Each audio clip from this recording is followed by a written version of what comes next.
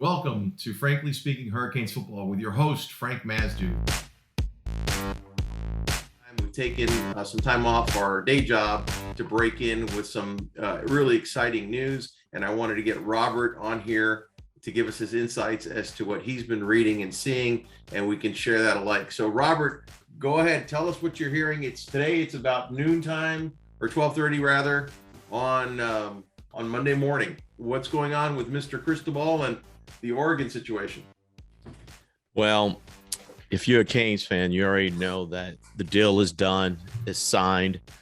We're just waiting for the official announcement. I guess the first shoe was the release of we're actually firing Manny. Once that news came out, because if you read some of the writings and publications late into the evening, there was a one write-up that indicated that they were holding on to Manny in case Mario did not sign.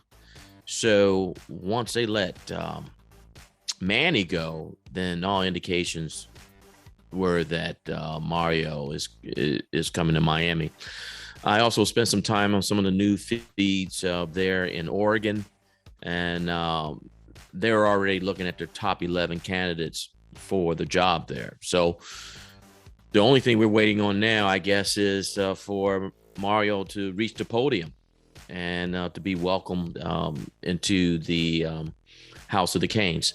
I guess what's kind of, Frankie, was kind of interesting, and I have some other friends that I have on text messages.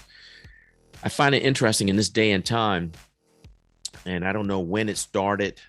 We probably can do some research and figure it out. But this day and time that a football coach is hired before an AD is. I mean, think about that. 15, 20 years ago, I didn't think that happened.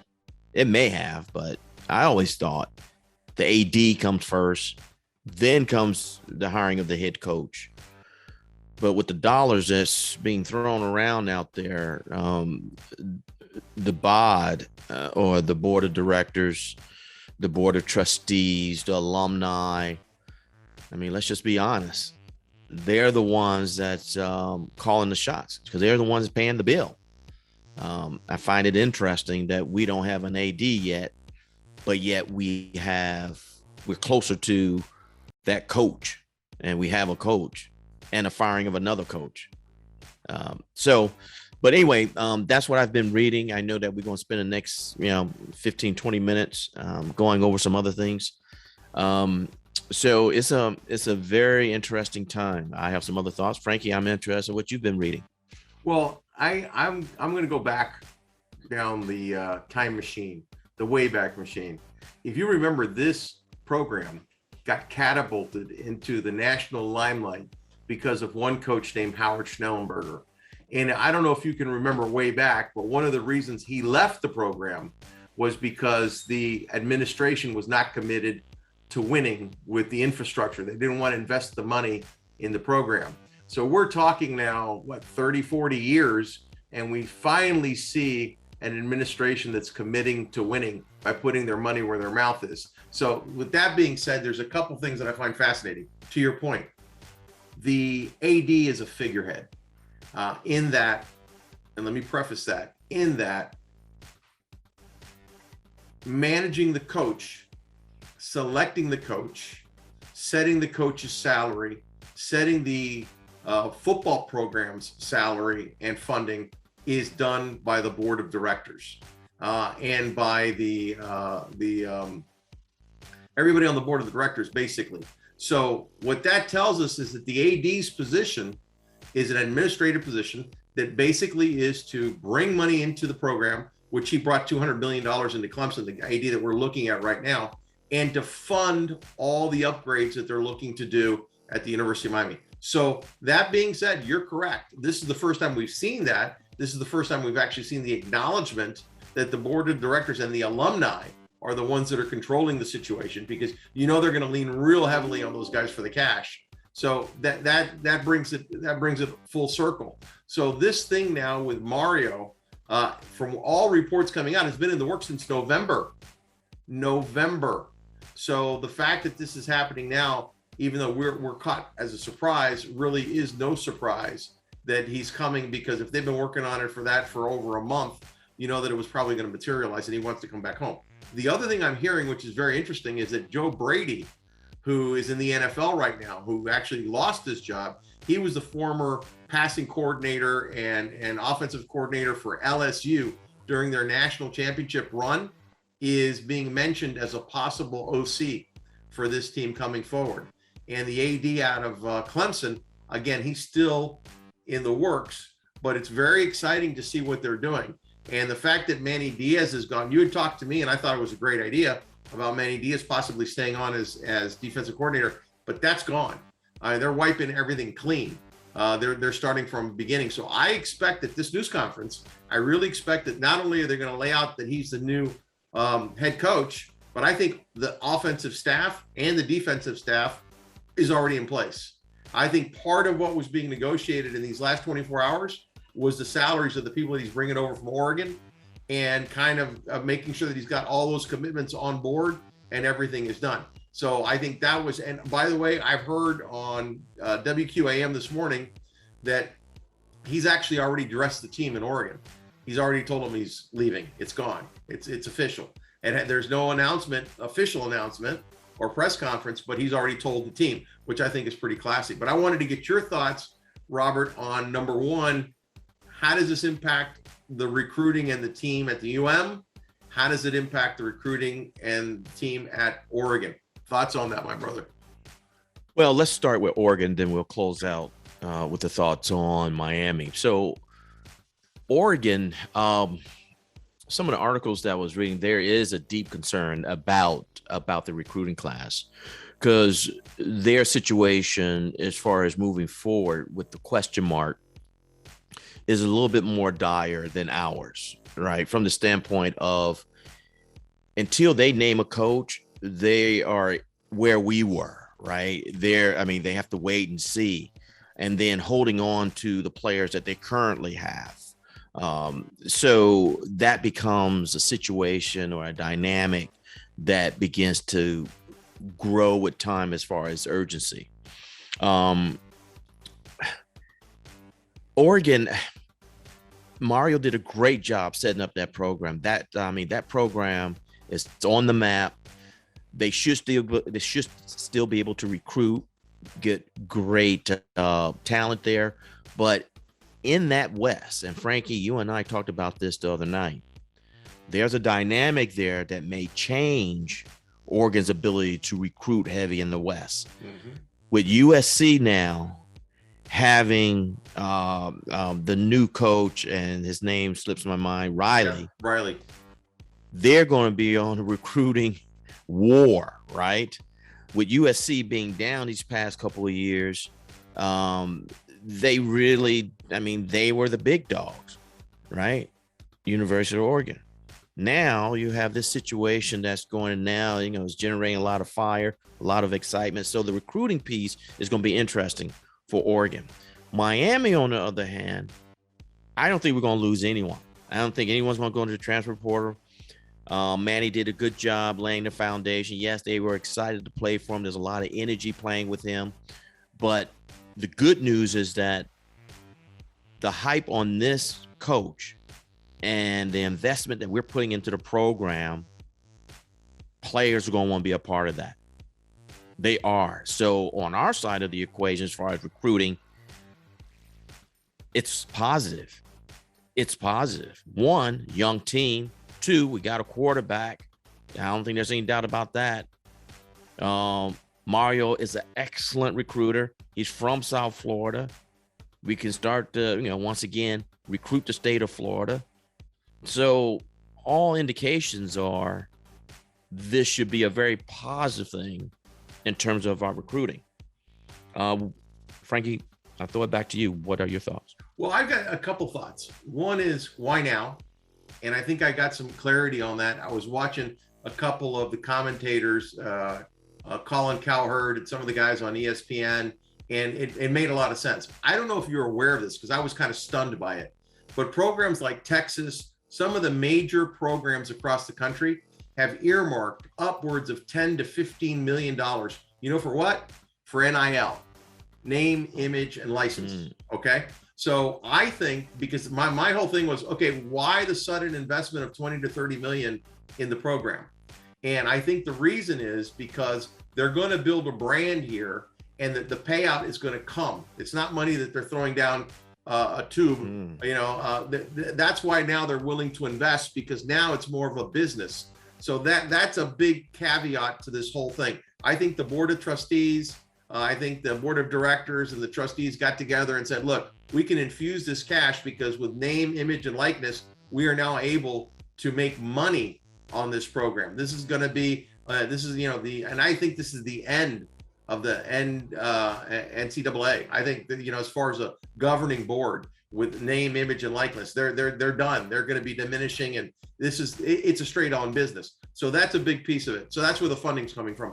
Number two, on the recruiting, I think you're exactly correct, except for one thing. I think that, not except for, but in addition to one thing, the thing I think is going to happen is I think Mario's going to be able to bring recruits that he had earmarked for Oregon to Miami. And I think you're going to see the Miami recruits stay. And I think he's going to close on even more prominent players that are out there that we're going to probably miss on in this recruiting cycle. I think he's going to get the close on them and bring them in, a la the inside linebacker who just committed, who said, I'm committed to the University of Miami, not to the coach, which which would be, you know, prior to this announcement, he probably had an idea of what was coming. I also think Mario now has an opportunity through the portal to plug and play the holes. And Robert, you and I discussed it at nauseum. You and I, you know, you win in the trenches. You can get your fly guys, your superstars, your wide receivers, your running backs. The two most important positions on the team are the quarterback and the D and offensive lines. Those are the two most, you know, you got to have a strong. So I think with that, I think you're going to see Miami, and I said this to you before, expectations. Next year, they have to win the ACC Coastal. I mean, they have to. You know, go to the ACC championship game and get over Clemson. I can't expect that, but it could happen. But they got to be in the game. They've got, because we've talked about the strength and weaknesses of the ACC Coastal. Pitt's guy is leaving. What's his name? The quarterback for Pitt, who's a phenomenal player. He's moving on to the NFL. I believe North Carolina's quarterback Howell has gone to the NFL. I even think that the Virginia North Carolina State quarterback is graduating as well. So these guys are all going to be out there. He may come back though for a year, but Howell's going to be gone, and you're going to see the kid from Pitt. And I'm having a brain freeze here. He's going to be gone. So I think it's going to be wide open, and we beat Pitt this year. So I think it's going to be wide, and I think the recruiting class is going to be big. The other thing I think you're going to see is the scouting department, player personnel evaluation. And I'm changing my position on the football general manager. I'm not convinced that Mario's going to want a football general manager in place. I think he's going to want total control. So I don't see that. But I want to share one thing with you real quick. This is why I like Mario. You and I talked about it.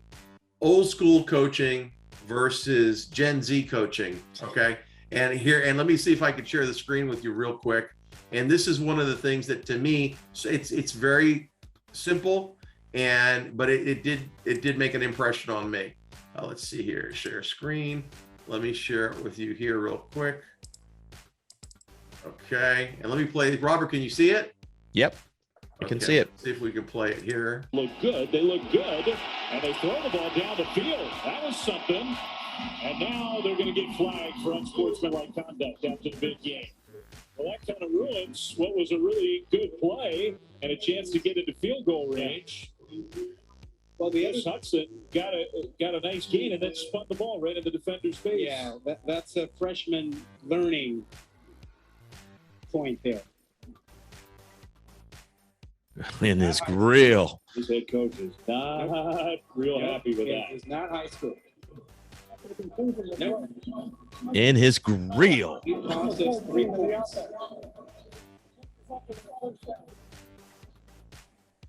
Now, I think this goes a bit too far, though. I think there's a point where you get his attention. I'm going to stop it there. National television. And let's not embarrass the young man. I think at some and the guy who's talking, I'm sure, is a Gen Z. a Gen Z or a I think millennial. this goes too far. Right. Oh, I think this goes too far. And you and I from baby boomer generation going, yeah, get in his grill. Get in his grill. I mean, it's just that the cultures have changed so much and you see it play out, right? Absolutely. Well, I got one question for you. In 3 years at Miami, okay, with Manny Diaz, did you ever see him take a player to task on the sideline? I never did. And I would go even further. Name me the last time you saw that. Yes. Across any of the coaches we've had. Right. Slamming, meet him halfway out into the field, and that's a freshman. I don't care. You're going to spin the ball on the defender and get a 15-yard. We're not having it. That's right. And he gets in his grill and then announce, I think he went too far. What do you mean he went too far? Oh, man. That was so Nick Saban. That's why that was so Nick Saban. That's why I like the hire. I see the passion and the emotion, and I see that they fear and respect him. The problem that we had in this locker room, at the end, they started to play for Manny, but there wasn't that fear and respect of Manny, and he had to let go of a lot of seniors to get that. So anyway, I just wanted to bring that. I know it's kind of a little Hector, a little to some sketchy, but that to me is a character issue that I think we lacked as a coach, where you have that passion. You have to be able to be a disciplinarian and get in somebody's face and tell them, because that was a 3rd and 10. Yes. Because of that play, they were back on the penalty. They would have to punt the ball. It took them out of first down. So I think that was fantastic. But I wanted to share that. Let me give you some final thoughts, and then I'll ask you for yours real quick. I'm very excited about today. The next shoe to drop would be the AD, and I look for some substantial financial investments going into the program. And I think you're going to laugh, but I think we're going to land a top 10 class. Maybe not, because we don't have the numbers as far as recruits, but if you add the transfer portal guys, I think he's already got a list in mind, and I think he's already got his OC. It could be Joe Brady or it could be Ken Darcy. I don't know, but I think we're going to have a good OC, but they're going to keep the offensive scheme intact because everybody's running the spread. It's nothing new. So it's going to be interesting who the defensive coordinator, if they're going to bring the Oregon guy over. But anyway, your final thoughts on this? Yeah, I'm just going to, just from a historical standpoint, myself and a good friend of mine, we joked many years ago. It was maybe a couple years after the Fiesta Bowl national championship. And we said to one another, geez, we're going to keep going, there's going to be another one, this and that. Fast forward to about, a couple years ago, and we said, what if back then when we were talking and the national championships, what if I would have told you back then, Rob, that it would be over 20 years and we would not sniff another one? I said, I'm not going to mention his name. I said, you got to be kidding me. If you would have told me that 2 years removed, just 2 years removed from that Fiesta Bowl, I would say, you're out of your mind. No, I'm going to tell you that it's going to be 20 years. You're going to go into the ACC, and you're going to go in the ACC, and you're not going to win an ACC championship. What? Now, keep in mind, this is 2004 that we had that conversation about the thought of how many more national championships we could win. And then fast forward 18, 20 years. And if you would have told me back then that we would be where we are right now,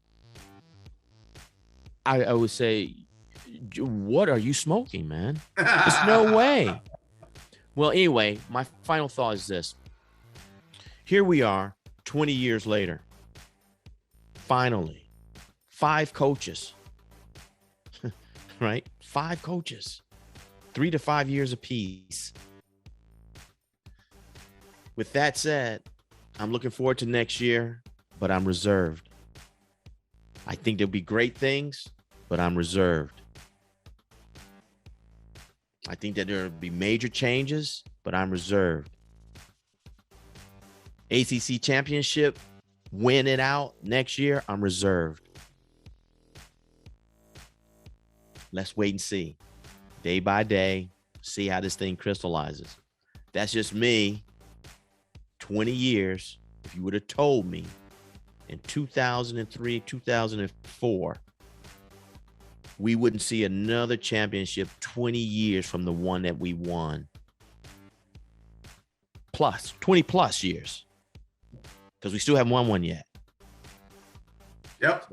Those are my final thoughts, but I am excited for today. I'm optimistic, but I'm wait and see. Go you. Yes, sir. I am with you. The only thing I think is that the expectation has to be an ACC Coastal Championship. I'm not saying the ACC in general, but you've got to win the Coastal next year. There's no reason why not.